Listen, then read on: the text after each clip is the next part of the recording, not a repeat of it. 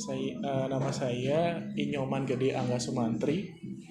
Saya usianya 32 tahun. Saya tinggal di Jalan Gandapura 3A nomor 14 di Kesiman. Saya aslinya dari Payangan Gianyar.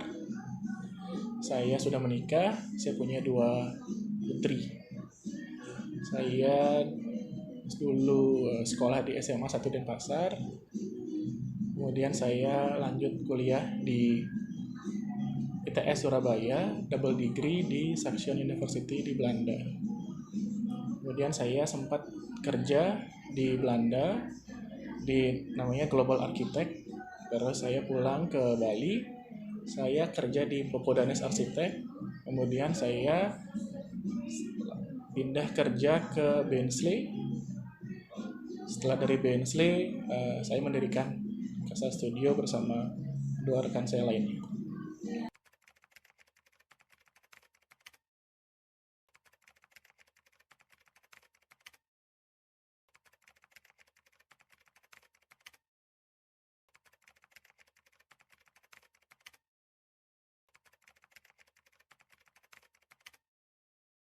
Kenapa saya memilih arsitektur? Eh, Sebenarnya arsitektur bukan pilihan pertama saya waktu saya tamat SMA. Jadi waktu tamat SMA saya persiapannya untuk Akpol, untuk STPDN, terus arsitektur. Kemudian pada angkatan saya saat itu ada kejadian di mana semua sekolah dinas itu ditutup karena ada mahasiswa atau muridnya yang meninggal. Jadi angkatan saya tutup semua sekolah kedinasan. Jadi saya melanjutkan mimpi saya di arsitektur. Semenjak saya kuliah.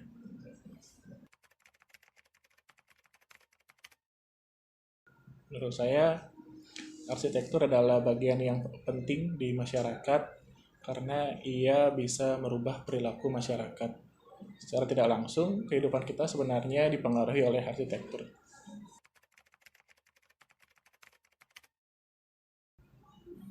Kalau ciri khas mungkin saya tidak bisa menilainya, mungkin yang bisa menilai adalah orang lain. Tapi dalam berarsitektur saya selalu berusaha untuk jujur terhadap problem dan kebutuhan yang dimiliki oleh bangunan maupun klien kami. Suka dukanya ya tentu banyak sekali. Kalau dari dukanya ya dulu saya start arsitektur bersama 3 partner saya, ada 2 partner saya lagi. Itu dari tahun 2012 ketika saya masih kerja di Popodanes. Jadi kita pulang pulang kerja, kita sempatkan kumpul untuk bersama. Terus weekend juga kita kerja. Jadi kita nggak pernah pakai waktu di kantor untuk ngerjain proyek pribadi. Kami berusaha tetap profesional. Jadi kami harus banyak sekali kehilangan waktu kami bersama keluarga untuk memulai merintis usaha ini. Kalau sukanya banyak sekali ketika kalau bagi kami hal yang paling menyenangkan adalah ketika proyeknya jadi sesuai dengan harapan dan klien kami puas dengan proyek yang kami buat.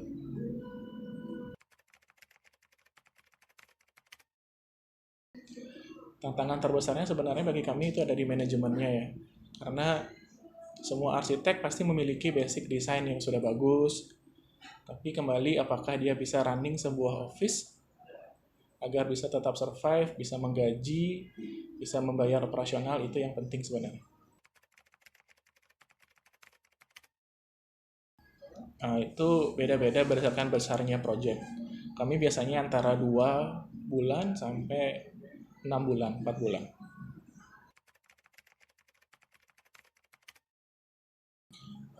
Kami biasanya membaginya jadi 5 fase. Jadi ada konsep, ada skematik, kemudian ada development drawing, ada construction drawing, kemudian ada fase visit gitu. Kita bilangnya construction administration. Jadi kita pertamanya ketemu dulu sama klien, kita wawancara klien sharing tentang kebutuhannya, kemudian kita catat. Hasil dari itu kita brainstorming sama teman-teman di sini, kita cari potensialnya di mana, problemnya di mana, kemudian kita maju balik dengan proposal konsep. Ada plan di sana, ada image konsep yang ada di sana, kemudian kalau klien setuju kita mulai lanjut ke floor plan yang sebenarnya. Dari sana biasanya ada floor plan-nya, ada section elevation, terus ada beberapa basic 3D. Nah, di sana yang akan, kalau dari kami, itu yang paling panjang prosesnya, karena ada maju mundur dari kedua belah pihak, baik dari arsitek maupun dari klien. Kalau di sana sudah kita kunci, sudah kita lock, baru kita bisa lanjut ke development dan construction drawing. Nah, kalau sudah masuk construction drawing, rata-rata sudah tidak ada perubahan yang terlalu signifikan. Setelah jadi, kita mulai tender dengan kontraktor, dan kalau sudah oke, kita lanjut proyeknya, kita tinggal visit untuk memastikan sesuai dengan gambar.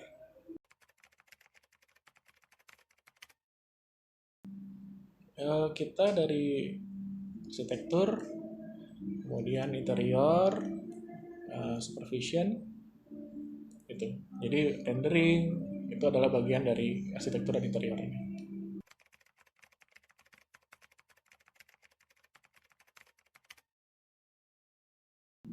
Kebetulan tidak. Saya malah merasa jurusan ini entah kenapa menurut saya bukan maksudnya sombong, tapi menurut saya agak maksudnya mudah bagi saya. Mungkin karena memang saya sesuai dengan keinginan saya. Jadi saya bahkan sering kalau tugas itu waktunya 6 bulan, saya selesai 3 bulan. Jadi 3 bulan sisanya saya pakai untuk mengerjakan tugas teman. Jadi dulu saya sering banget ngerjain tugas teman, saya dapat uang penghasilan dari sana. Kayak gitu.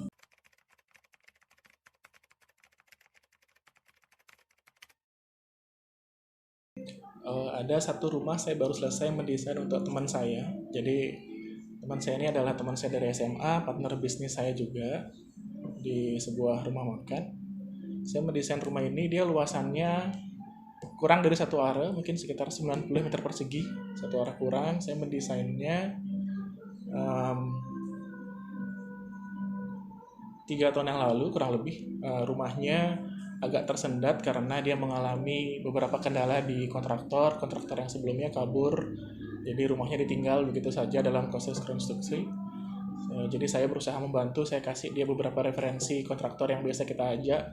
Akhirnya sekarang rumahnya sudah rampung, rumahnya benar-benar sesuai dengan yang kita desain. Kadang kalau kita desain kan dari 100% ekspektasi, 80% saja jadi sesuai dengan desain, itu sudah luar biasa. Rumah ini kurang lebih menurut saya di atas 90% lah, jadi sekitar 95% benar-benar mirip dengan yang kita desain, dan kita sangat puas dengan hasilnya. Teman saya juga puas, teman-temannya juga ekspektasinya tidak menyangka bahwa rumah satu area itu bisa sebesar itu terlihat.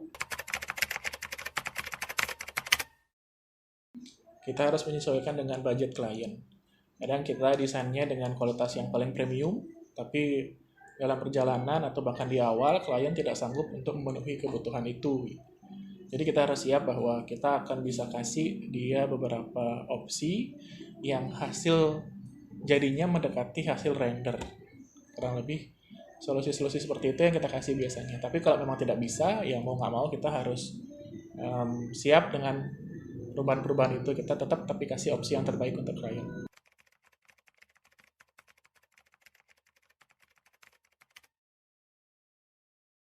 Tentu kita kan sebuah profesi mungkin nggak bisa kerja sendirian ya. Kita tentu perlu mitra-mitra yang lain. Kalau dari kami sih biasanya kalau yang paling dekat dengan kami kan kontraktor, mitra kontraktor, kemudian ada desain lighting consultant juga kita butuh, terus landscape kita butuh bantuannya. Kalau kita ngejar proyek yang besar sekali gitu, misalnya arsitektur interior, kita tentu butuh banyak bantuan dari tadi kayak saya bilang lighting consultant, terus structure juga, karena kita nggak ada bidang kita di sana. Jadi penting sekali adanya mitra.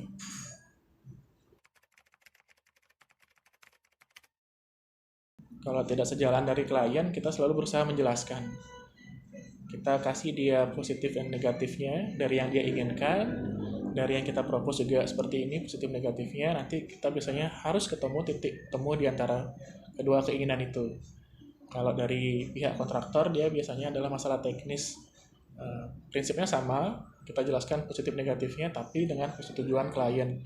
Jadi segala perubahan yang diakibatkan dari pihak selain arsitek dan klien, kontraktor gitu misalnya, si kliennya tetap harus menyetujui itu, supaya nanti nggak ujung-ujungnya dia kecewa, tidak sesuai dengan gambarnya. Saya ingin mendesain rumah saya sendiri.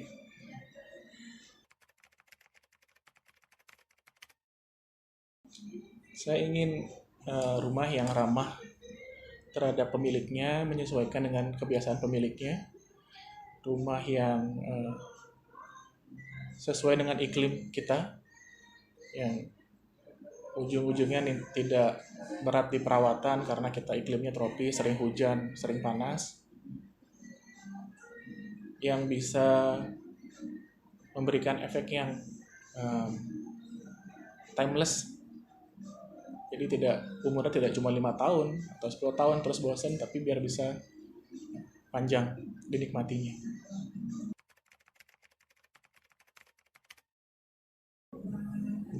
Yang berkesan bagi saya di Belanda, mereka sebelum memulai desain sangat melakukan riset. Itu perbedaan yang saya rasakan di sini. Jadi sebuah proyek masuk, benar-benar diriset sebelum mulai menyentuh pensil dan kertas untuk mendesain. Jadi dia memerlukan waktu yang lebih panjang persiapan untuk itu. Kemudian di Popo Danes, saya sangat suka dengan cara Pak Popo mendidik arsitek-arsitek muda agar siap turun untuk menjadi arsitek. Dia memberikan kebebasan kita dan kesempatan untuk kita memegang proyek dari kita mungkin baru fresh graduate di sana. Kita dapat pelajaran untuk ramah dengan lingkungan di sana, pemilihan material, dan floor plan yang nyaman untuk ditinggali sebagai sebuah hospitality area. Kalau di Bensley, saya dapat banyak belajar ilmu di sana. Saya dapat belajar arsitektur, interior, dan landscape, serta branding, karena di Bensley dia tidak hanya landscape sekarang, dia arsitektur dan interior juga, serta branding. Jadi secara komplit kita bisa banyak belajar di sana. Karena ia adalah salah satu arsitek hospitality terbaik di dunia. Detail gambar yang ditampilkan sangat lengkap, imajinasinya sangat tidak terbatas, bisa menggunakan material dan bentuk apapun dimanapun. Itu memberikan saya sebuah perpustakaan yang baru di kepala saya untuk tidak mengkotak-kotakkan sebuah desain dalam berarsitektur. Ya.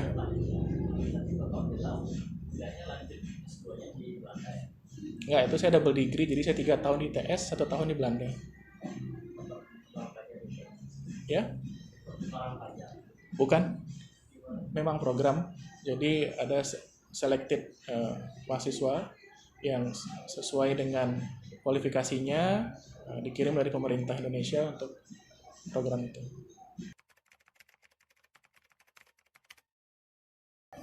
Kalau saya, untuk teman-teman mahasiswa, saran saya adalah jangan menunda pekerjaan, jangan menunda tugas. Kalau bisa, secepat mungkin berasistensi dengan dosen. Semakin cepat kalian berasistensi, mengumpulkan tugas, menemukan kesalahan, memperbaiki kesalahan, semakin cepat kalian dapat ilmunya. Jadi itu sih sebenarnya paling saya berguna kebetulan saya dulu pramuka dari SD, SMP, jadi kalau di pramuka itu jangan menunda, karena belum tentu hari esok itu kalian bisa lakukan. Mungkin itu yang mendasari saya selama kuliah, saya melakukan itu. Jadi saya banyak sekali dapat ilmu-ilmu dari dosen yang belum tentu kalian dapatkan di ruang kelas. Semakin sering kalian berasistensi, dekat hubungannya dengan dosen, dia mungkin akan lebih mudah menularkan ilmu-ilmu yang tidak dia sharing selama di perkuliahan. Semakin cepat kalian menyelesaikan tugas, semakin cepat kalian kumpul gitu juga. Jadi kalian punya waktu istirahat yang lebih baik. Kita arsitektur kan tahu kan, kita kurang tidur mungkin ya. Mungkin bisa diatur itu. Jadi kesehatannya bisa lebih baik dengan kondisi fisik yang baik, pikiran lebih fresh. Jadi mungkin lebih banyak ide-ide yang bisa keluar.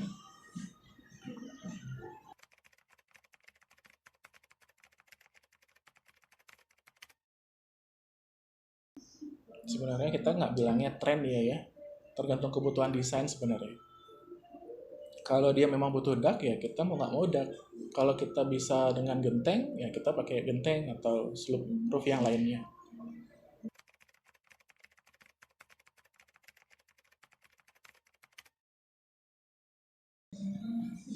Kami biasanya melihat dari si penggunanya, anggaplah sebuah keluarga gitu.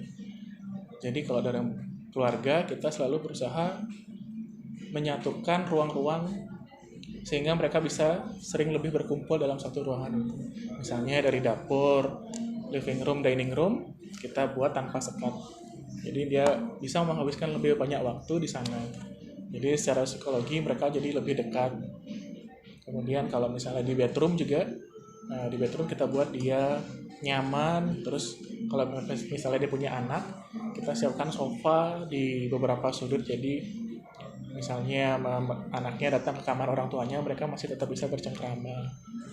Ketinggian juga kita nggak buat terlalu tinggi agar kesannya tidak terlalu dingin. Kita sesuaikan agar feelingnya masih hangat. Jadi mereka bisa spending mungkin lebih banyak di dalam rumah. Atau misalnya dalam kondisi COVID seperti ini, dia nggak terlalu bosen gitu di dalam rumah. Kalau misalnya rumahnya kurang nyaman kan dia maunya keluar rumah, tapi malah bahaya kena COVID. Jadi kita buatnya rumahnya nyaman, diam di dalam rumah pun dia tidak bosan gitu.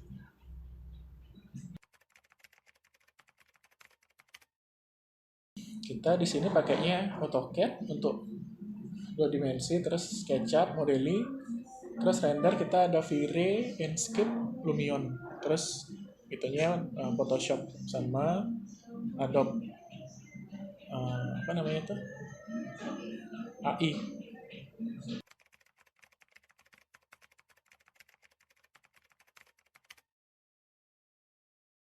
Eh, ya pasti bagus, semua software pasti bagus, ada plus minusnya tergantung kita terbiasa atau nggak menggunakan itu aja.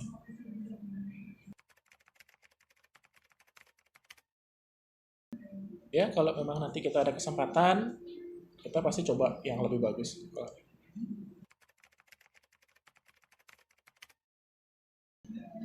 Kita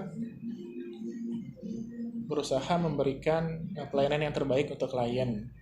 Jadi dengan sendirinya klien akan menjadi marketing kita untuk sharing adanya Casa Studio. Jadi siapa yang butuh, misalnya klien bakal sharing, oh ini pakai Casa Studio aja. Jadi Astungkara kita tidak terlalu kekurangan project baru yang masuk. Kita juga memanfaatkan sosial media dengan cara yang baik tentunya untuk sharing project-project Casa Studio. Jadi mungkin lebih banyak calon-calon klien yang melihat. Untuk manajemen kantornya, kami memastikan kita punya cadangan keuangan untuk tetap bisa mengoperate baik masalah gaji maupun masalah operasional selama COVID. Dan syukurnya kita bisa melewati itu tanpa ada pemutusan hubungan kerja terhadap satupun karyawan kami, dan kami juga bisa menambah jumlah karyawan, menambah jumlah komputer, menambah jumlah kursi juga sehingga teman-teman bisa training dan internship di sini.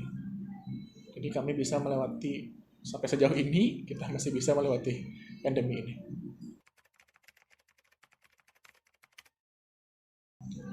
Casa Studio brandingnya menggunakan konsep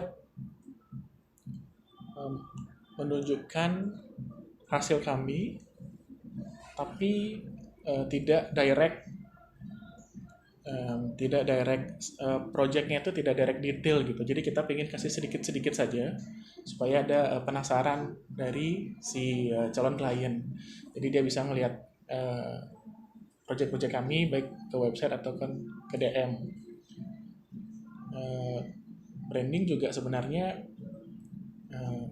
pemahaman branding itu gimana sih orang melihat Casa Studio dari luar kan gitu deh. Jadi kami berusaha menampilkan sebanyak mungkin elemen-elemen Casa Studio di setiap kegiatan kami. Jadi teman-teman prinsipal yang lain, sharing juga tentang Kasa Studio. Kami juga sering ikut seminar-seminar, jadi orang lebih kenal tentang Kasa Studio. Kita ikut pameran-pameran. Kemudian kita sebenarnya menerima anak KP ini juga bagian dari branding. Jadi ketika dia balik ke kampusnya, dia bisa sharing tentang Kasa Studio. Kurang lebih mungkin seperti itu.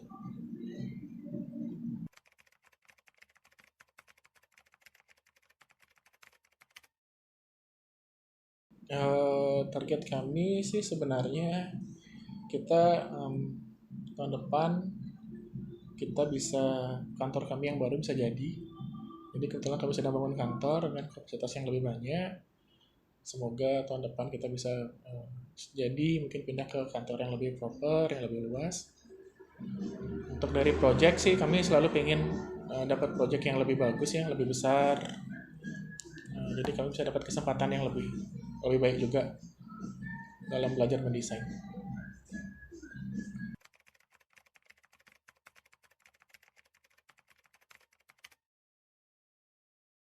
Kalian semua pengen jadi arsitek?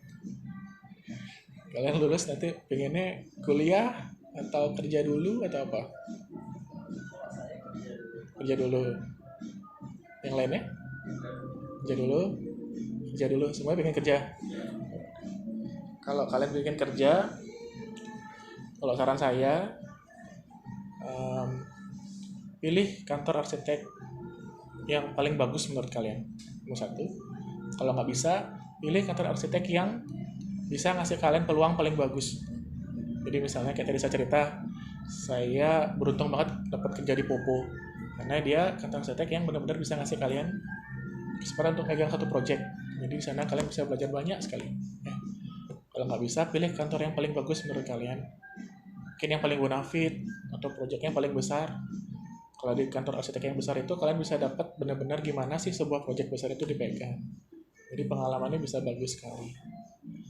Tapi kalau memang kalian nggak bisa keduanya, tetaplah bekerja nanti yang profesional di manapun kalian kerja.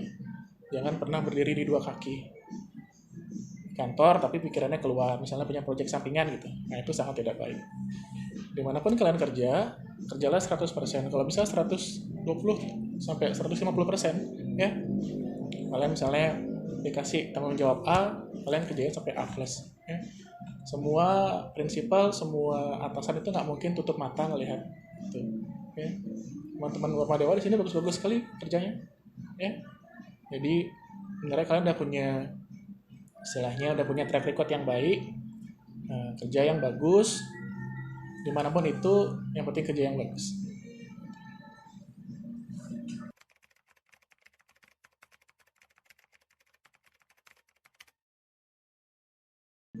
Enggak, ini saya buat aja, mungkin